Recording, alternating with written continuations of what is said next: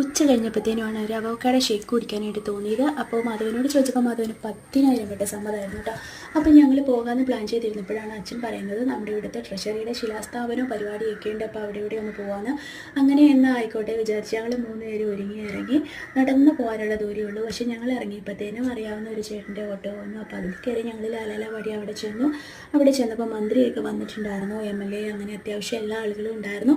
അങ്ങനെ നല്ല അടിപൊളിയായിട്ട് ആ പരിപാടി അങ്ങ് കഴിഞ്ഞു. അപ്പോൾ അതിലൊക്കെ പങ്കെടുത്ത് ഞങ്ങൾ ആ വഴി ഇവിടുത്തെ നല്ല ഒരു റെസ്റ്റോറൻറ്റിലേക്ക് പോകാനായിട്ട് തിരിഞ്ഞപ്പോഴായിരുന്നു പെരുമഴ പെയ്തത്. പെരുമഴ എന്ന് പറഞ്ഞാൽ പെരുമഴയായിരുന്നു കേട്ടോ. ഫോണൊക്കെ എടുത്ത് ബാഗിൽ വെക്കേണ്ടി വന്നു. എന്നാലും ഞങ്ങൾ ഒരു തരത്തിൽ ആ റെസ്റ്റോറൻറ്റിലെത്തി. അവക്കാടെ ഷേക്ക് ചോദിച്ചപ്പോൾ അത് അവിടെ ഇല്ല എന്ന് പറഞ്ഞു.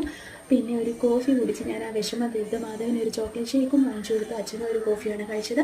പിന്നെ ഞങ്ങൾ കുറച്ച് നേരമൊക്കെ അവിടെ വെറുതെ കുത്തിയിരുന്നിട്ട് ഞങ്ങൾ വീട്ടിലേക്ക് പോകുന്നു. വീഡിയോ ഒന്നും എടുക്കാൻ പറ്റിയില്ല, അത്രയ്ക്ക് മഴയായിരുന്നു, സോറി.